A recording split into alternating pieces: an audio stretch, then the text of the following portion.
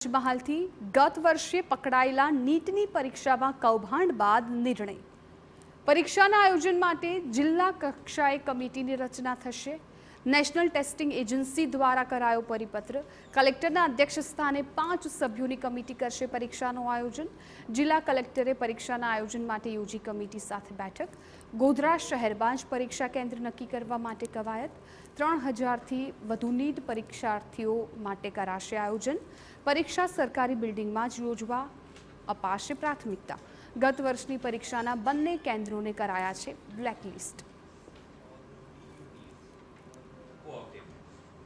हाल तो परीक्षा केन्द्रनी सिलेक्शन અને એનું ઓડિટ એની કામગીરી હાલ આપણે કરી રહ્યા છીએ। એટલે પ્રાથમિક રીતે જ્યારે પરીક્ષાનું આયોજન થાય એના માટે ગોધરા સિટીમાં કયા કયા સેન્ટર્સનો સમાવેશ કરી શકાય એની પ્રાથમિક ચર્ચા આજે મિટિંગ દરમિયાન કરી હતી। એવા સેન્ટર્સની પરીક્ષા સમિતિના સભ્યો જઈને ચકાસણી કરશે, એક ઓડિટ રિપોર્ટ તૈયાર કરશે અને એ ઓડિટ રિપોર્ટ રાષ્ટ્રીય પરીક્ષા એજન્સીને આપવામાં આવશે। એના આધારે પરીક્ષા કેન્દ્ર ફાઇનલ થશે।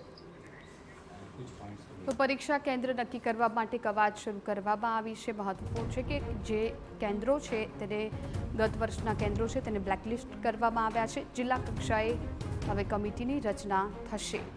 નીટની પરીક્ષાને લઈને એક મહત્વપૂર્ણ જાણકારી કે જેમાં નેશનલ ટેસ્ટિંગ એજન્સી દ્વારા પરિપત્ર પણ જાહેર કરવામાં આવ્યું છે। 5 સભ્યોની કમિટીનું પણ આયોજન કરવામાં આવશે।